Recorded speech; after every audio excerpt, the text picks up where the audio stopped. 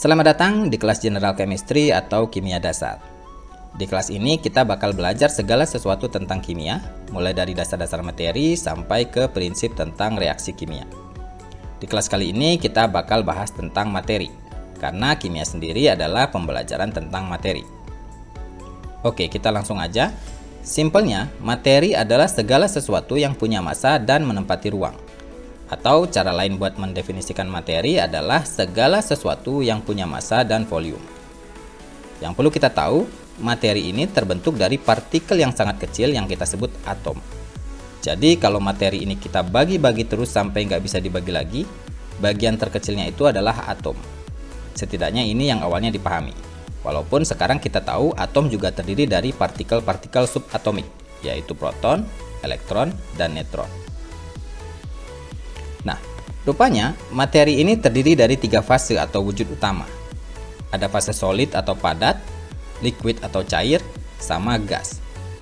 Oke, sebenarnya ada fase plasma, tapi buat kali ini kita nggak akan bahas plasma dulu. Fase solid atau padat punya bentuk yang tetap dan juga volume yang tetap. Bentuknya juga nggak mudah berubah walaupun kita pindahin ke wadah yang berbeda-beda. Partikel-partikel zat padat ini tersusun rapi dan teratur. Ini biasa dikenal sebagai struktur kristalin. Pergerakan partikel ini juga terbatas dan cuma bisa bergetar atau berputar di tempatnya aja. Fase liquid atau cair ini punya volume yang tetap tapi bentuknya bisa berubah-ubah tergantung dari wadahnya. Susunan partikelnya juga lebih longgar daripada padat dan lebih nggak teratur. Partikelnya juga bisa bergerak bebas dan berpindah-pindah di tempat yang membuat zat di fase cair ini bisa mengalir. Fase gas nggak punya bentuk dan volume yang tetap. Jadi partikel-partikelnya ini berjauhan, nggak teratur, sama bebas bergerak ke segala arah. Nah, di dunia ini ada banyak jenis atom yang berbeda-beda. Kira-kira mungkin ada sekitar 118-an lebih jenis atom. Setiap jenis atom ini kita sebut elemen atau unsur. Setiap unsur punya simbol kimia. Kayak misalnya natrium punya simbol Na. Karbon punya simbol C, dan yang lain dan juga yang lain.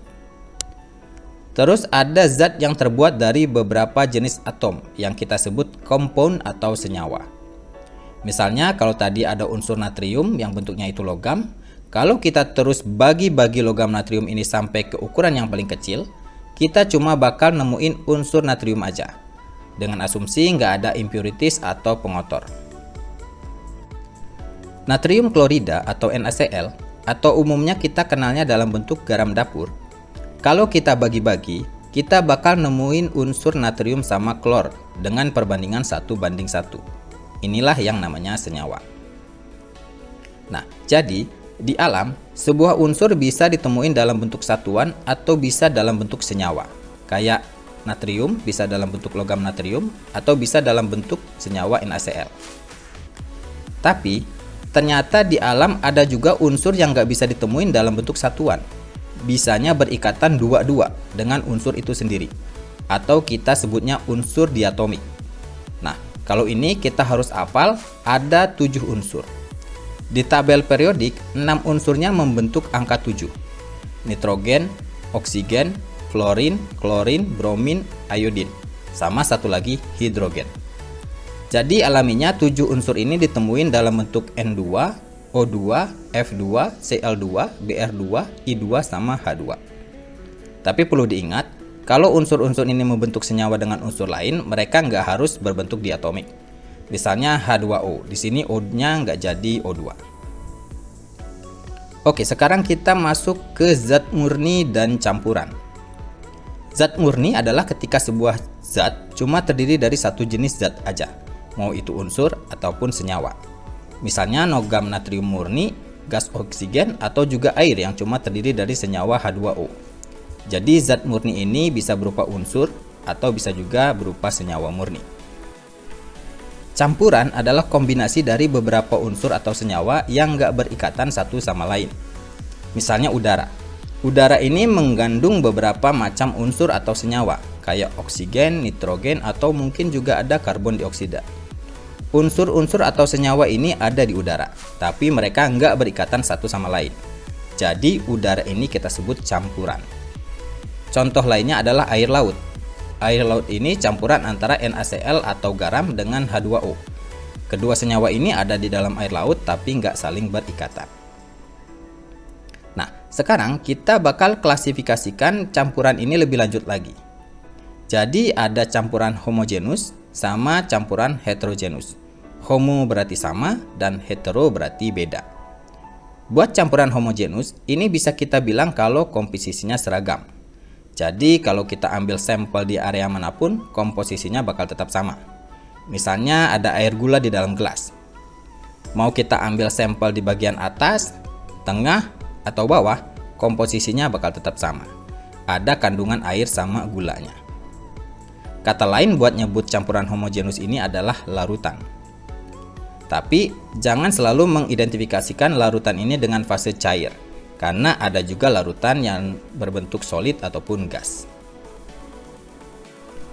Campuran heterogenus ini nggak punya komposisi yang seragam. Kita ambil contoh yang non-kimia, misalnya pizza. Jadi di dalam pizza ini ada komponen yang beda-beda, yang mana setiap kita gigit buat dimakan, komponen yang kemakan itu bisa jadi beda-beda. Kadang pas kita gigit ada tomatnya, kadang ada dagingnya, atau kadang ada keju. Jadi pizza ini adalah contoh campuran heterogenus. Tapi campuran yang homogenus ini juga bisa jadi campuran heterogenus.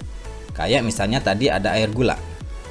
Awalnya air gula ini campuran homogenus yang nggak bisa kita bedain mana air mana gula.